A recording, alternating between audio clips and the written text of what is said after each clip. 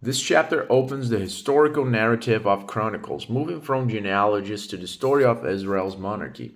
It begins where 1 Samuel ended, the tragic fall of King Saul, which clears the way for David, God's chosen king. The first part of this chapter covers the battle at Mount Gilboa. The Philistines fight against Israel at Mount Gilboa. Israel's army flees, many are killed. The Philistines pursue Saul and his sons, killing Jonathan, Abinadab, and Malchishua.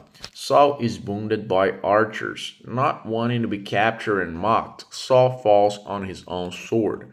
His armor bearer does the same. So Saul and his sons die together that day. Saul's death ends a tragic reign, a life once full of promise, undone by pride and disobedience, okay? The second part of this chapter covers the aftermath and desecration. When the Israelites in nearby towns see the defeat, they abandon their cities and the Philistines occupy them. The next day, the Philistines find Saul's body.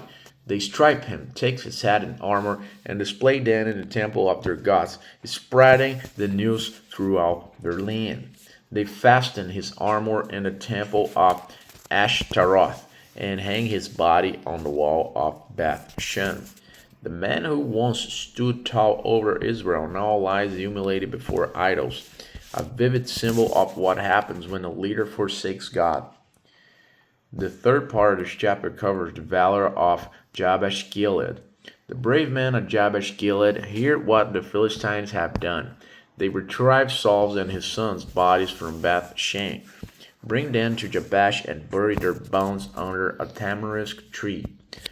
Then they fast 7 days in mourning, okay? Jabesh Gilead loyalty honors Saul's early kindness. He had once rescued their city, okay? You can check that one out in 1 Samuel chapter 11.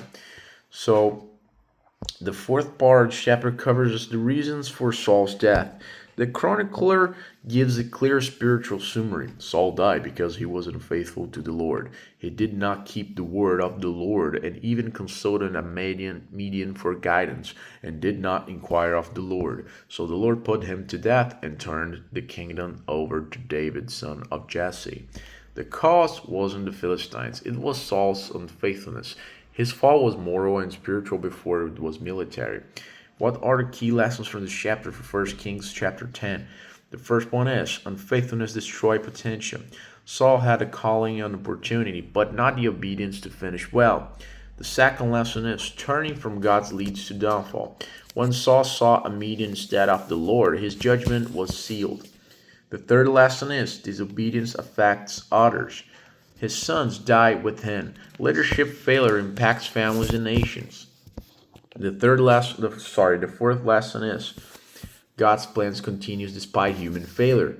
Even in tragedy, God moves history toward his purpose, the rise of David's kingdom. Okay? So in summary, in 1 Chronicles chapter 10, Saul's reign ends in defeat, suicide, and humiliation because of his unfaithfulness. His fall clears the way for David, the man after God's heart, to take the throne. The chronicler highlights not Saul's achievements, but the reason for his ruin, rebellion against God.